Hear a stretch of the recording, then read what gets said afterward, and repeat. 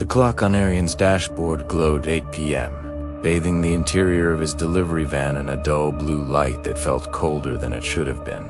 Outside, December wind clawed violently against the windows, producing a thin, shrill whine that seemed to echo through the hollow road. Each gust rattled the glass as if invisible fingers were trying to get inside.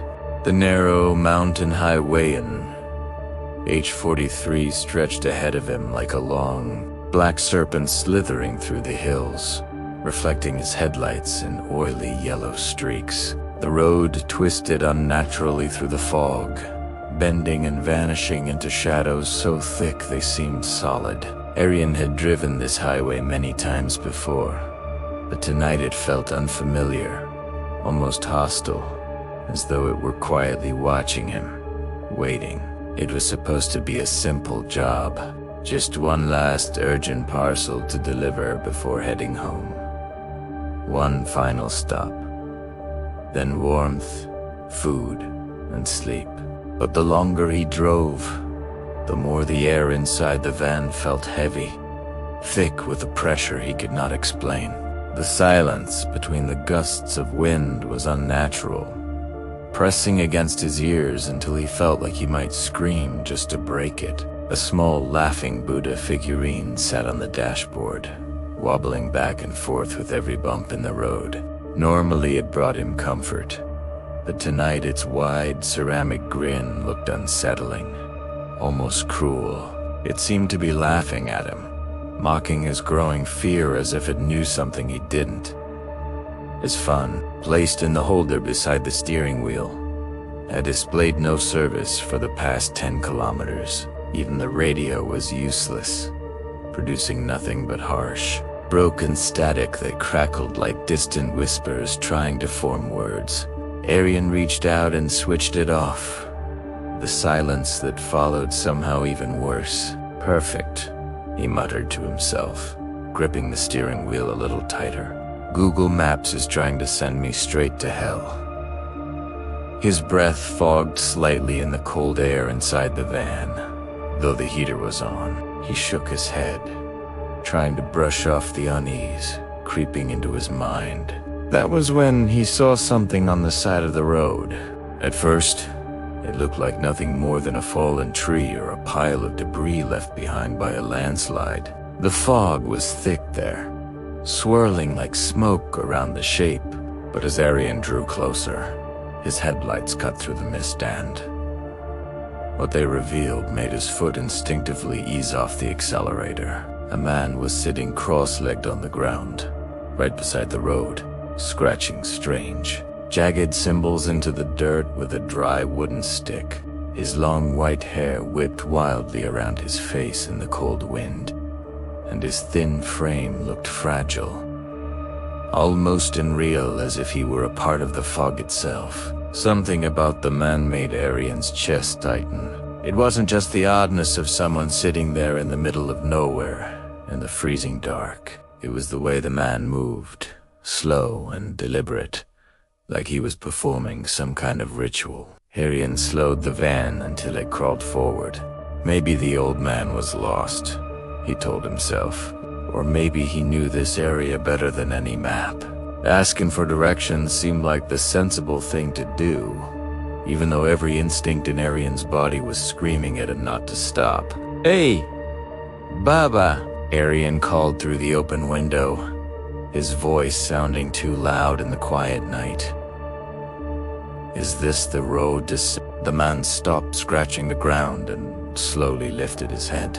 For a split second, his eyes were hidden by his hair. Then he threw his head back and burst into a terrifying, unnatural laugh-a-sound that was far too loud and far too hollow to belong to a normal human being. It echoed off the hills, bouncing through the fog until it felt like the laughter was coming from everywhere at once. Arian flinched, his heart hammering in his chest. But just as suddenly as it had begun, the laughter stopped. The man was now standing beside the van, perfectly calm, his expression blank and almost ordinary, as if nothing strange had happened at all. Arian swallowed hard. Baba, is this the way to Simlaguda? He asked again, forcing the words out. The old man's eyes locked onto his, dark and piercing. Roads don't end here, son, he said in a low, steady voice. Only loops begin. Turn back. While Tom still has one thread left, Arian frowned, confused and irritated despite the fear creeping into his bones. I just need directions. It's late. It became late the moment you crossed the bridge, the man whispered, his lips barely moving. Go, and see if you can still find your world. A cold shiver crawled down Arian's spine. He rolled up the window quickly and pressed the accelerator, the van lurching forward as he pulled away. Just a crazy old man, he told himself. That was all, but when he glanced at the rearview mirror, his blood ran cold. The road behind him was empty. There was no man, no footprints, nothing. It was as if the old man had never existed. The fog thickened so suddenly that Arian could barely see the hood of his van. His heart pounded in his ears as he sped up. Desperate to get out of that suffocating white void, he drove for what felt like an eternity, his eyes fixed on the narrow stretch of road illuminated by his headlights. When he finally glanced at the clock again, it read 8:15 p.m.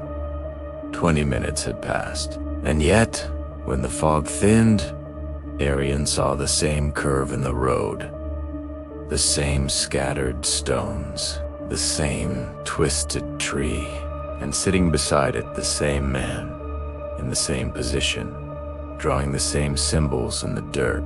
That's impossible, Arian whispered, dread flooding his chest. He hadn't turned.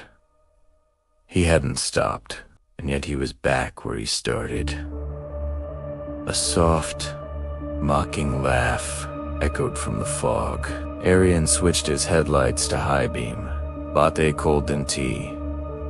Bring himself to look directly at the man. Instead, he slammed his foot down on the gas and tore down the road, the van bouncing wildly as it raced through the darkness. Soon, something red appeared ahead. A scarf lay in the middle of the road. He drove over it without slowing. 5 minutes later, the same red scarf appeared again and again. The third time, Arian slammed on the brakes and stepped out, his legs trembling. He picked it up and recoiled in horror. It was ice cold, not like fabric at all, but like human skin. He dropped it with a gasp. A rustle came from the bushes. "Who's there?" he shouted. "I don't have money," a voice answered him, soft and familiar. "Arian, my son, why are you out so late? Come home. Dinner is getting cold." His mother's voice, a figure emerged from the shadows. It looked exactly like her until it stepped into the light. Where eyes should have been were empty black holes, leaking dark, oily fluid. Arian screamed and ran back into the van, locking the doors. He called his friend Samir, his hands shaking. "Samir, I'm stuck. Something horrible is happening." "Relax, Brew," Samir replied. "Just look behind you. I'm sitting in the back seat." Arian slowly turned. The seat was empty. Samir's laughter echoed through the phone. The screen went black. Red letters appeared. "Time is up." Panicking, Arian threw the van into reverse. Minutes later, he saw himself standing in the road, waving for him to stop. Its eyes were dead. Arian drove straight through it.